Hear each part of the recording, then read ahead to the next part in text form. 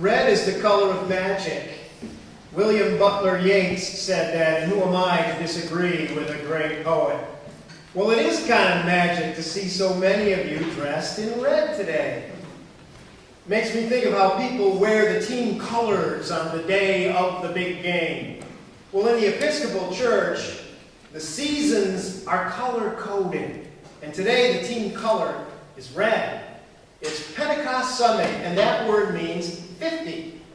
This is the last day of the great 50 days of Easter. It's the day we think about the risen Christ sending his own Spirit to his followers.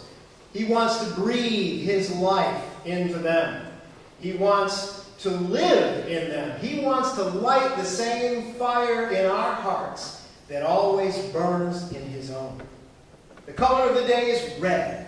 Red is at the top of a rainbow. Red is primary and intense.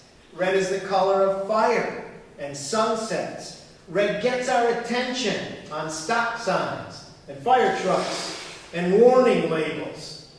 We talk about a red letter day. That's a day that's so happy it's worth remembering. And you know, Chinese brides don't wear white on their wedding day the way we do in the West. In China, a bride wears red on her wedding day. She carries a red parasol. In olden times, she was carried to her wedding in a red sedan chair. Now I believe they use red automobiles. The bride and the groom drink from 2 cups that are joined together by a red cord. Red is the color of passion, the passion of lovers for each other.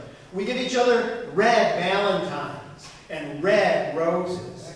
Red is the color of the passion of Christ as he shed his blood on the cross. And red is the color of the martyrs.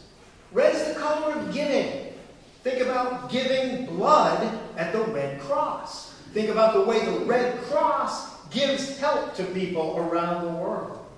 So if red is the color of love and the color of giving, then I think you all look good in red. Because as a church, it's your style to be loving and giving. I've seen this again and again over the years. So today, red is our team color. Have you ever heard of the legendary football coach, Vince Lombardi? He led the Green Bay Packers to championship after championship back in the 1960s. He was one of the great coaches in football of all time. Now, he was not the first coach to say this, but he's famous for repeating it. He said, "Winning isn't everything. Winning is the only thing." Well, with all due respect to a legendary coach, I disagree. Let's talk about another legendary leader, St. John the Evangelist. He's the one, they say, who wrote the Gospel according to John. And he's the one, they say, who wrote 3 letters that come late in the New Testament, and we call them, rather unimaginatively, the first letter of John, the second letter of John, and, you guessed it, the third letter of John.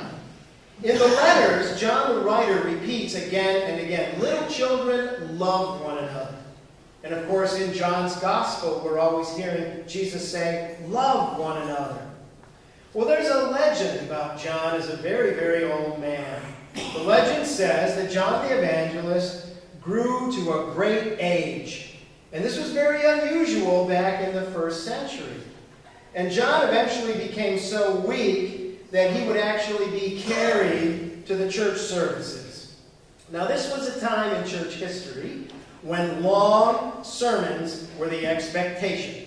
The Apostle Paul, according to the Acts of the Apostles, could give sermons that lasted all night long. But John, the legendary evangelist, was too old and weak for that. So at all the gatherings he attended, he simply repeated these words. Little children, love one another. Little children, love one another.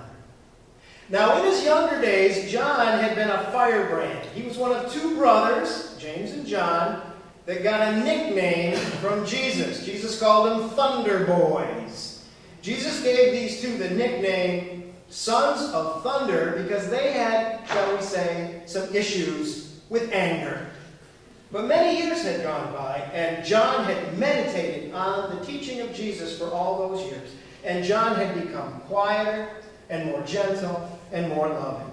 So now he gave his many sermons near the end of his life. Little children, love one another. Little children, love one another. And the church loved old John so much that nobody questioned his tiny little sermons at first. You know, maybe they really liked the idea that he was giving very short sermons and didn't go on and on and on, like, you know, St. Paul and some other preachers you may know.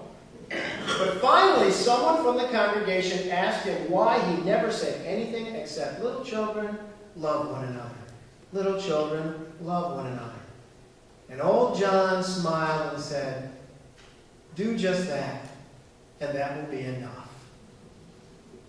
Sorry, Coach Lombardi, I have to disagree with you. Winning is not central in life. Loving is. Loving isn't everything. Loving is the only thing.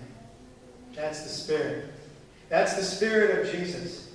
So let's hear what the Spirit is saying to the churches. And when we do, it will be a red letter day. Amen. Amen.